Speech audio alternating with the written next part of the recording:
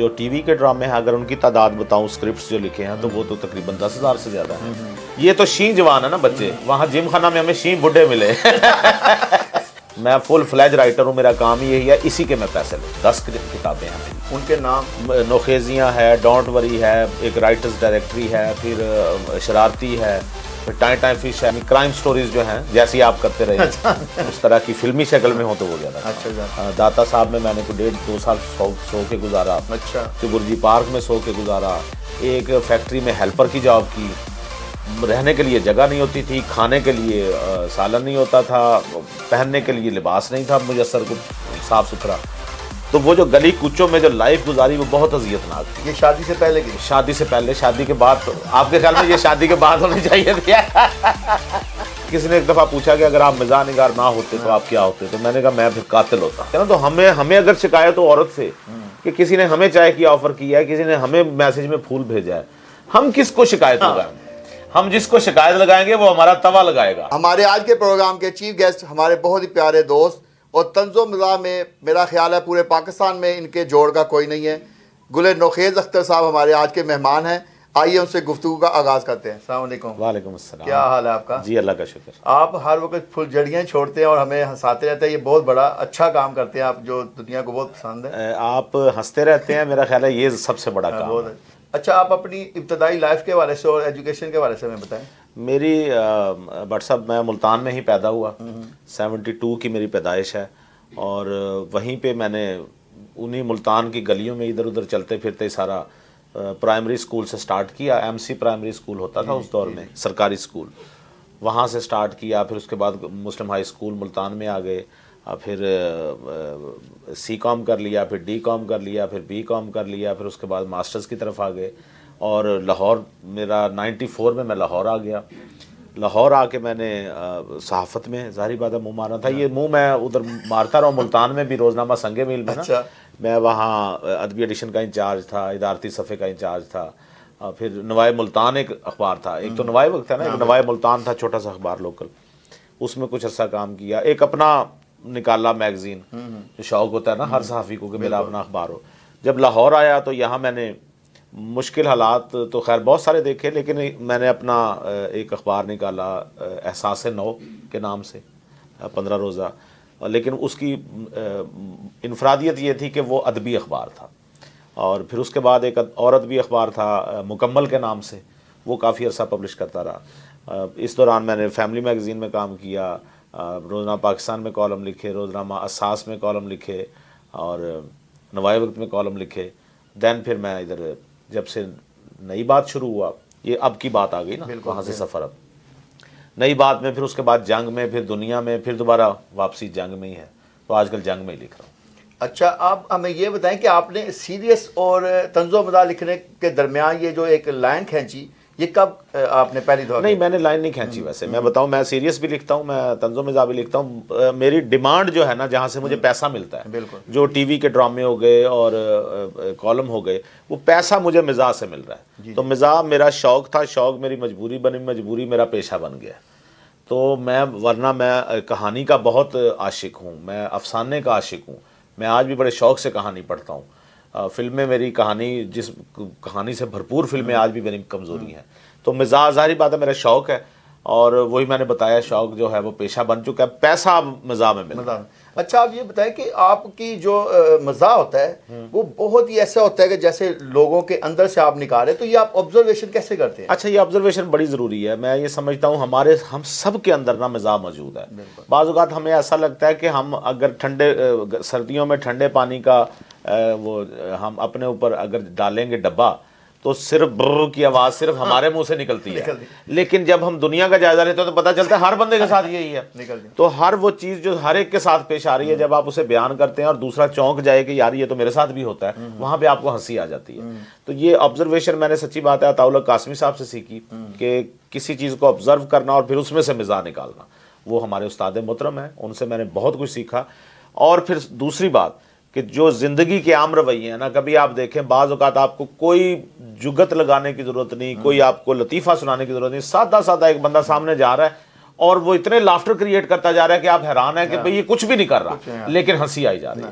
تو ہنسی انہی کرداروں میں سے نکل آتی ہے جو ہمارے ارد گرد ہوتے ہیں. اچھا آپ یہ بتائیں کہ اب تک آپ نے جو اپنی کریشن کی وہ مختلف ڈرامے یا جو اپنے اسٹیج شو کے والے سے ساتھ میں کیا، اس والے سے ہمیں بتائیں تفصیل سے کہ کون کون سا اب تک آپ کر چکے ہیں؟ میں نے ڈرامے جو ہیں جو ٹی وی کے ڈرامے ہیں، اگر ان کی تعداد بتاؤں، اسکرپٹس جو لکھے ہیں تو وہ تو تقریباً 10,000 سے زیادہ ہیں. اور کچھ نام جو میرے ذہن میں آ جاتے ہیں میں بتاتا ہوں. دنیا ٹی وی پہ آپ دیکھ رہے ہوں گے مذاکرات، جی جی، یہ میں نے شروع کیا، اس کو میں ہی لکھتا تھا اس وقت. نعمان اجاز ہم نے اس میں فائنل کیے ہوئے تھے. ایکسپریس نیوز پہ ڈارلنگ، اس میں جگنی وغیرہ بھی ہوتی تھی، وہ 11 سال میں نے لکھا. اسی طرح کراچی سے ایک چلتا تھا ARY سے لیاری کنگ. لیاری کنگ ہے نا، تو وہ لیاری کنگ ہم نے اسماعیل تارا کو بنایا تھا، وہ اس وقت وہ میں لکھتا تھا. اس کے علاوہ کوکیز بیکری، سہیل کلینک، دو ٹوک، بھولا ٹی اسٹال. ڈراماز میں آ جائیں تو دو ٹوک، 2 in 1. اسی طرح ٹیلی فلم ہے کھٹ کھٹ. اسی طرح حال ہی میں میرا PTV سے ایک پلے سیریل جو ہے وہ ختم ہوا ہے، ابا. اور بہت سے ڈرامے ہیں جو مجھے یاد نہیں ہے. اچھا اسی دوران پھر میں نے مطلب میرا ایکسپریس سے رہا، جیو سے رہا، اور دنیا ٹی وی سے رہا. ATV کے لیے تو بہت زیادہ میں نے لکھا. اور اسی طرح مختلف، میرا نہیں خیال کوئی چینل ARY کے لیے بھی لکھا. یعنی آپ نے سارے بڑے چینلوں کو بڑے پروگرام دیے اور مزاح میں جو ٹرینڈ چینج ہوا وہ آپ نے کیا بنیادی طور پہ. تو میں نے کیا یا نہیں کیا، لیکن میں نے اپنی کوشش کی. لیکن وہ بہت اچھی کوشش تھی، کیونکہ ہم بھی ان کو دیکھ کے اب بھی ہنستے رہتے ہیں. بہت شکریہ. اچھا آپ یہ بتائیں کہ جب آپ طنز و مزاح کے حوالے سے لکھ رہے ہوتے ہیں تو اس وقت بالکل آپ علیحدہ بیٹھ کے لکھتے ہیں، یا اس وقت آپ یہ لوگوں کو آبزرو کر رہے ہوتے ہیں، یا ٹی وی دیکھ کے لکھ رہے ہوتے ہیں؟ کس طرح لکھتے ہیں؟ میں کوشش تو کرتا ہوں کہ میں تنہائی میں بیٹھ کے لکھوں، لیکن بسا اوقات مجھے کھپ خانے میں بیٹھ کے بھی لکھنا پڑتا ہے. تو میری مجبوری ہے، مجھے کالم دینا ہوتا ہے، مجھے اس کے پیسے ملنے ہوتے ہیں. سو میں نے اپنی آبزرویشن ریکارڈ کرتا جاتا ہوں سارا. جس دن میں نے بیٹھ کے لکھنا ہوتا ہے اس دن کافی سارا مٹیریل میرے پاس آ چکا ہوتا ہے. وہ میں کبھی موبائل میں ریکارڈ کر لیتا ہوں، کبھی نوٹ کر لیتا ہوں اسے کہ اگر اس ٹاپک پہ لکھنا.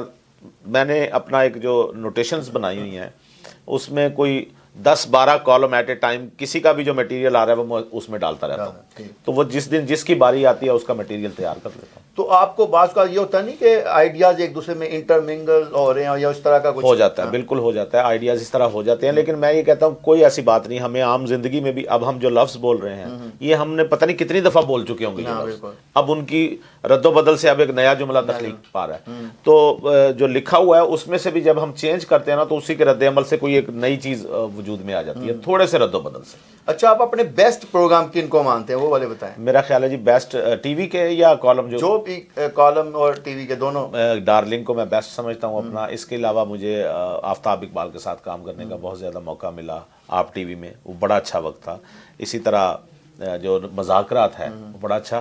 لیکن جو سہیل احمد صاحب جو عزیزی بنتے ہیں، اگر پوچھے نا تو وہ ان کے ساتھ میں نے کیا تھا. وہ سالہ سال ہمارا چلا، 100 سے بھی اوپر اس کی ایپیسوڈ گئی تھی ATV پہ. اس کا نام تھا دو ٹوک. یہ جو ہمارے حسب حال والے عزیزی سہیل احمد صاحب ہیں، یہ اس وقت اس میں جی ایس سے تڑپ کا کردار ادا کرتے تھے، اور افتخار ٹھاکر صاحب ہوتے تھے اور نواز انجم صاحب ہوتے تھے. وہ پروگرام لکھتا میں تھا، سہیل احمد صاحب اس میں میزبان کا کردار ادا کرتے تھے. اسی لیے ہم دیکھتے تھے کہ سہیل احمد صاحب ویسے تو سیریس ہوتے ہیں لیکن جملے بڑے مزے کے ہوتے تھے. نہیں ان کا. اچھا آپ کو نا مختلف یونیورسٹیز میں بلایا جاتا ہے، خاص طور پہ خواتین کی یونیورسٹی میں. آپ کو وہاں خود وہ کہتے ہیں کہ فلاں چیز ہمیں سنائیں، تو آپ کو کیسا فیل ہوتا ہے؟ نہیں اچھا لگتا ہے. مجھے کوئی بھی بندہ ہنستا ہوا اچھا لگے گا. آپ یقین کریں بٹ صاحب، مجھے آپ بھی اس لیے اچھے لگتے ہیں. بٹ میں نے کاسٹ سسٹم کے خلاف لکھا تھا نا، رائیں بائیں گجر جٹ بٹ سب کے خلاف. وہ تھوڑا سا ہمیں سنا بھی دے رہا. نہیں ابھی تو خیر مجھے یاد نہیں ہوگا، لیکن میں نے نوٹ کیا جی یہ جو ہماری کاسٹ ہے نا، جو قوم بٹ قوم ہے، یہ اتنے خوش مزاج ہیں. میں نے آج تک کوئی ایسا بٹ نہیں دیکھا جو غصے والا ہو. یہ اپنے آپ پہ ان پہ جگتے لگانے، گانے بجانے کی بات ہو، ہنسنے ہنسانے کی، تو آپ تو خود ماشاءاللہ ہنسنے ہنسانے والے بندے ہیں. مجھے ہر وہ انسان پسند ہے جو ہنستا مسکراتا ہو. اور یہ جو یونیورسٹیز والے بلاتے ہیں، یہ جو بچے ہیں نا یونیورسٹیز کے، ان کے پھیپھڑے چونکہ طاقتور ہے نا ابھی، تو یہ لافٹر بہت بڑا دیتے ہیں. اب ہم نے جم خانہ میں بھی کیا، وہاں سارے جو وہاں یہ تو شین جوان ہے نا بچے، وہاں جم خانہ میں ہمیں شین بڈھے ملے. تو وہ جو شین بڈھے تھے وہ مسکراتے تھے، دل کرتا تھا ان کا ہنسنے کو، لیکن ان کے پھیپھڑے ساتھ نہیں دیتے تھے، تو وہ ہلکا سا مسکرا دیتے تھے. یہ جو بچے یونیورسٹیز کے ہوتے ہیں نا، یہ بڑا کھل کے رسپانس دیتے ہیں، اور پھر باتیں بھی ان کے مطلب کی ہوتی ہیں. یہ ذرا ہٹ کے کوشش یہی تھی بٹ صاحب کہ یہ مزاحیہ مشاعرے تو ہر جگہ ہوتے ہیں، تو مزاحیہ نثر کو بھی کہیں جگہ ملے، وہ اللہ کا شکر ہے، وہ اس میں کچھ نہ کچھ سپیس ہمیں مل گئی۔ نثر کی ہم دیکھتے ہیں کہ عطاء اللہ قاسمی کے بعد جو ہے نا وہ آپ کا نام جو ہے نا پورے پاکستان میں بہت زیادہ، میں نہیں یہ سمجھتا، میرے سے بہت بڑے آگے پڑے ہیں بندے، موجودہ میں ہم دیکھ رہے ہیں، موجودہ میں بھی پڑے ہوئے۔ اچھا آپ یہ بتائیں کہ جب آپ مختلف ڈرامے لکھتے ہیں یا اسکرپٹ رائٹنگ کرتے ہیں تو آپ کا کام ہیکٹک ہوتا ہے، لیکن بعض اوقات آپ کو بڑی یعنی ٹینس ماحول ہوتا ہے گھریلو ماحول کا یا گھریلو وجوہات کی وجہ سے، تو پھر آپ ایسے موقع پہ کیسے ایسے پھل جڑیاں چھوڑتے ہیں؟ اچھا میں آپ کو بتاؤں، یہ میں نے زندگی میں شروع میں ہی طے کر لیا تھا کہ میں نے اپنی زندگی ایز اے اسکرپٹ رائٹر آگے کیریئر بنانا ہے۔ تو میں نے پاکستان میں پہلی دفعہ ایسا ہوا ہے کہ میں نے اپنا علیحدہ آفس بنایا ہوا ہے، 11-12 سال ہو گئے ہیں، بالکل، اور وہاں پہ پورا فل فلیج وہ آفس ہے جس میں سٹاف بھی ہے میرا، لکھتا میں خود ہوں، اس میں کمپوزر ہے، اس میں اکاؤنٹنٹ ہیں، اس میں دیگر اور ڈیزائنر ہے۔ جو چیز میں لکھتا ہوں وہ میں صبح آفس جاتا ہوں، وہاں پہ بیٹھ کے آرام سکون سے جو مجھے سکون چاہیے، اور جو پارٹی جنہوں نے مجھ سے ڈرامے لکھوانے ہوتے ہیں وہ وہیں پہ مجھ سے رابطہ کرتی ہیں، وہیں پہ ان سے ملاقات ہوتی ہے، وہیں پہ کانٹریکٹ سائن ہوتا ہے، پیمنٹس وغیرہ وہیں پہ طے پاتی ہیں۔ سو میں نے یہ جو علیحدہ رکھا ہوا، کیونکہ عموماً یہ ہے کہ رائٹرز نے ایک کام وہ کرتے ہیں اپنی زندگی چلانے کے لیے، اور دوسرا کام وہ رائٹنگ کرتے ہیں، میرا دوسرا کوئی کام نہیں ہے۔ آپ اسی میں مطلب میں یہ نہیں کہ میں صبح بینک میں جاتا ہوں اور شام کو میں پارٹ ٹائم رائٹر ہوں، نو، میں فرسٹ ٹائم رائٹر ہوں، ٹھیک، میں فل فلیج رائٹر ہوں، میرا کام ہی یہی ہے، اسی کے میں پیسے لیتا فارغ وقت میں آپ کیا کرتے ہیں؟ ہوں۔ میں شطرنج کھیلتا ہوں، کس کے ساتھ؟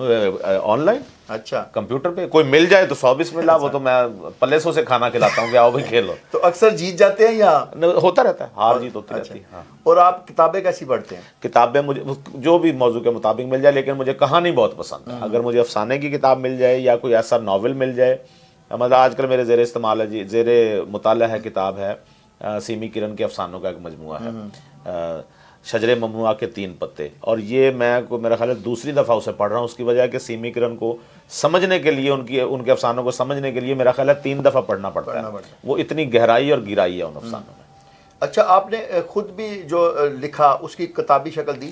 جی میری ہے، میری کوئی 10 کتابیں ہیں میری۔ ان کے نام؟ نوخیزیاں ہے، ڈونٹ وری ہے، ایک رائٹرز ڈائریکٹری ہے، پھر شرارتی ہے، پھر ٹائیں ٹائیں فش ہے، اردو کا پہلا ناول جسے میں کلیم کرتا ہوں، ہو سکتا ہے اور بھی ہوں، ٹائیں ٹائیں فش ہے۔ اسی طرح ابھی ریسنٹلی میری ایک کتاب آ رہی ہے، افسانے کی کتاب ہے چھارجی، شاعری کا انتخاب ہے، آنکھیں غزل ہیں آپ کی، اور ریسنٹلی ابھی بس کچھ دنوں میں آ رہی ہے نسخہ ہائے مزاح، یہ مزاح کا میرا۔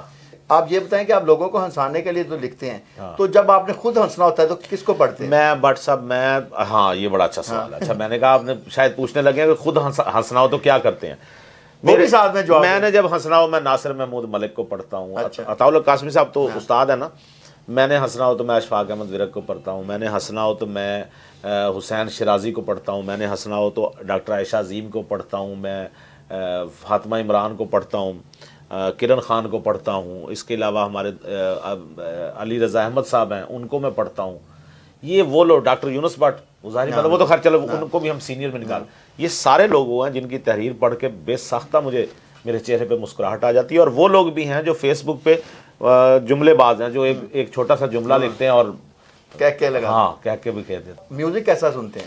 میوزک میں میوزک میں مجھے بہت زیادہ انٹرسٹ ہے، اگر مجھے اتنے پیسے مل جائیں جتنے مجھے لکھنے سے ملتے ہیں، آپ یقین کریں میں لکھنا شاید چھوڑ جاؤں، میں میوزک کی طرف آ جاؤں، اچھا، کیونکہ میں انتہا کا مجھے اس میں انٹرسٹ ہے۔ کس کا پسند ہے آپ کو؟ میوزک مجھے غزلیں پسند ہیں، تیز بھی پسند ہے، گاڑی میں تیز میوزک بھی لگا دیتا ہوں، بچے جو ہیں وہ ذرا وہ عجیب و غریب میوزک آج کا پسند کرتے ہیں، لیکن مہدی حسن انتہا کے مجھے پسند ہے، مہدی حسن کا کوئی گانا، کوئی غزل، فلمی جو بھی، وہ مجھے زبان نہیں یاد ہے۔ اسی طرح مجھے مالا بہت پسند ہے، اسی طرح رونا لیلا کے گانے مجھے بہت زیادہ پسند ہیں، غلام علی صاحب بہت پسند ہیں، غلام عباس صاحب بہت پسند ہیں، جتنے بھی ہمارے غزل سنگر ہیں یا تھوڑے سے نیم کلاسیکل جو گاتے ہیں وہ سارے پسند ہیں۔ اچھا آپ فلمیں کیسی دیکھتے ہیں؟ فلمیں ہر طرح کی، ویسے مجھے ہارر زیادہ پسند ہے، اچھا، میرا بلکہ ایک ناول بھی ہے ہارر، تلسمہ کے نام سے کتابی شکل میں ہے، مجھے ہارر فلمیں بہت زیادہ ہی پسند ہیں، اچھا، یا سسپینس تھرلر ہوں، اچھا، یعنی کرائم سٹوریز جو ہیں جیسی آپ کرتے رہے ہیں اس طرح کی فلمی شکل میں ہوں تو وہ زیادہ پسند۔ اچھا جان، اور آپ یہ بتائیں کہ آپ کی زندگی کا جو سب سے دکھی دن تھا وہ کون سا تھا؟ میری زندگی کا سب سے دکھی دن وہ تھا جب میں نے یہ فیصلہ کیا کہ میں نے رائٹنگ کو اپنا کیریئر بنانا ہے. سچی بات ہے, یہ سب سے دکھی دن تھا, کیونکہ اس دوران اتنے مواقع مل رہے تھے کوئی اور کام کرنے کے, یہ فلانا. اور دوسرا سوال آپ کا یہ ہوگا کہ سب سے خوشی کا دن, سب سے خوشی کا بھی وہی دن تھا کہ بعد میں احساس ہوا کہ نہیں یار میں نے بڑا اچھا فیصلہ. دکھی اس لیے کہ میں, اچھا جس سینس میں آپ کہہ رہے ہیں میں اس سینس میں جواب دیتا ہوں. میرا خیال ہے ہر بندے کے لیے, جب میری والد صاحب کی ڈیتھ ہوئی تو اگر تو دکھ کا لمحہ کہیں تو اس سے زیادہ تو دکھ, پھر والدہ کی ڈیتھ ہو گئی اس کے بعد, اور خوشی کا لمحہ اگر سب سے بڑا تو میں کہوں گا مجھے جب میرا بیٹا پیدا ہوا جس دن, تو لاہور میں جو میں نے لائف گزاری تھی اذیت والی لائف, اس کے بعد کچھ 10-12 سال کے بعد اچانک ایک مجھے پتا چلا کہ اسی شہر لاہور میں میرا ایک بیٹا پیدا ہو گیا. تو یہ خوشی کی بہت بڑی بات تھی میرے لیے. اچھا, جو آپ نے ابھی کہا کہ 10-12 سال اذیت کے گزارے, وہ کیوں آپ کہتے ہیں؟ وہ یہ اذیت میں کئی دفعہ لکھ بھی چکا ہوں, کیونکہ جب میں آیا ملتان سے آیا تھا تو نوکری کہیں نہیں مل رہی تھی. لاہور میں داتا صاحب میں نے کوئی 1.5-2 سال سو کے گزارا. اچھا. چبرجی پارک میں سو کے گزارا. ایک فیکٹری میں ہیلپر کی جاب کی. رہنے کے لیے جگہ نہیں ہوتی تھی, کھانے کے لیے سالن نہیں ہوتا تھا, پہننے کے لیے لباس نہیں تھا میسر کو صاف ستھرا. تو وہ جو گلی کوچوں میں جو لائف گزاری وہ بہت اذیت ناک تھی. یہ شادی سے پہلے کی؟ شادی سے پہلے. شادی کے بعد آپ کے خیال میں یہ شادی کے بعد ہونی چاہیے تھی؟ اچھا, وہ جو لائف تھی وہ, لیکن اس میں بھی میں بٹ صاحب آپ کو یہ بتاؤں, یہ شکوہ نہیں کیا, ہم نے کیا لگاتے ہوئے ساری لائف گزاری ہے. اس دور کے اب بھی دوست ہمارے ساتھ موجود ہیں ماشاءاللہ, بہت کامیاب ہو چکے ہیں.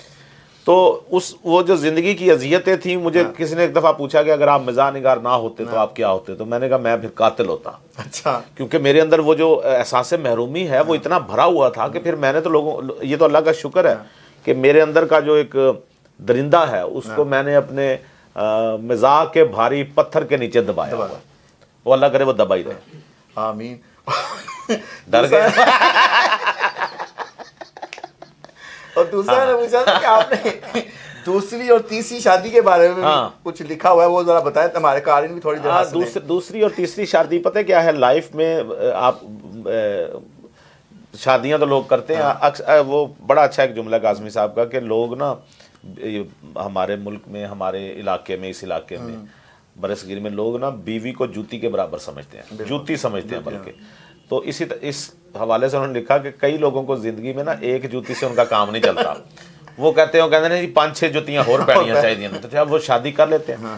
تو میں بذات خود, چونکہ خواتین کے حوالے سے, خواتین پہلے مجھ پہ الزام لگاتی ہیں کہ میں فیمنزم کے خلاف ہوں, میں خواتین کے خلاف بات کرتا ہوں. فیمنزم کے میں نے کیا خلاف ہونا, میں نا کیا اسے کہیں گے مردزم کے حق میں ہوں ذرا تھوڑا. کیونکہ بٹ صاحب مردوں کو نا ہم عمومی طور پہ, آپ نے دیکھا ہوگا ہر جگہ لکھا ہوتا ہے خواتین کی عزت کریں, عورت ماں ہے, عورت بہن ہے, عورت بیٹی ہے. بھئی عورت بیوی بھی ہے, یہ نہیں لکھا ہم نے دیکھا.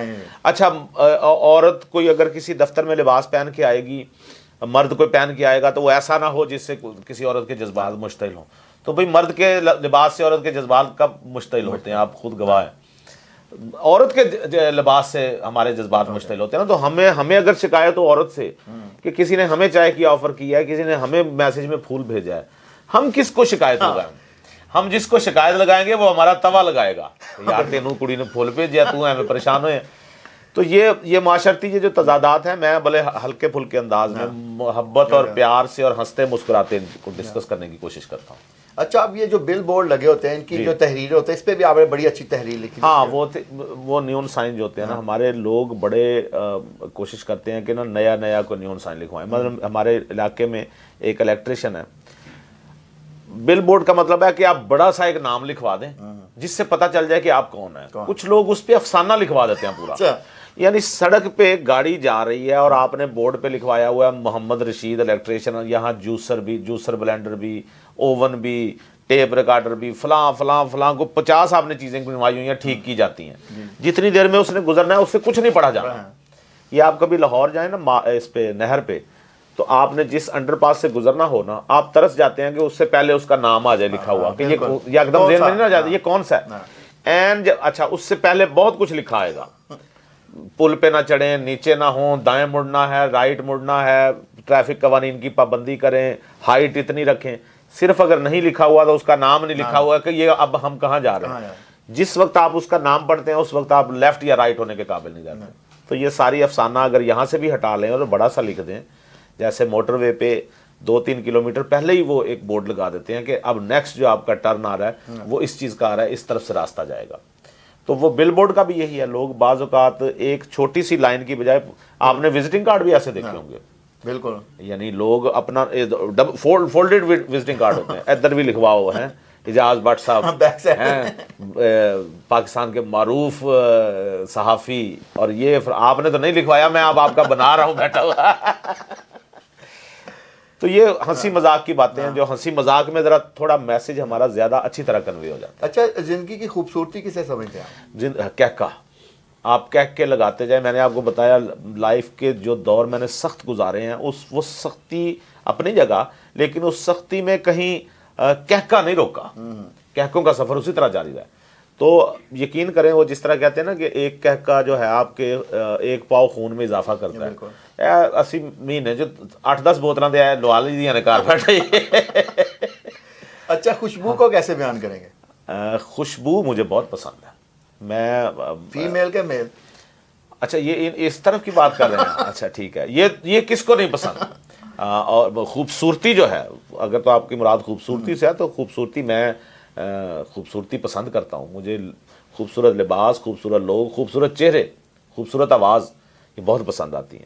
اور خوشبو سے تو میرا ظاہری بات ہے میرا تعلق ہے. میں ساری زندگی اچھے سے اچھا میں نے پرفیوم لگایا, اور ڈریسنگ مجھے شوق رہا کہ میں اچھی ڈریسنگ کروں. اسی طرح خوشبو کا بھی شوق ہے, اور جو خوبصورت چہرے ہیں وہ مجھے بہت اچھے لگتے ہیں, جیسے مجھے آپ بھی اچھے لگتے ہیں. بہت شکریہ. اچھا, اللہ تعالیٰ آپ کو ہمیشہ خوشبوؤں سے معطر رکھے اور زندگی میں ایسے ہی کہہ کے بکھیرنے کی جو ہے مزید موقع دے, اور ہم خوش ہوتے ہیں آپ کی تحریریں پڑھ کے. بہت شکریہ. بہت شکریہ. Thank you.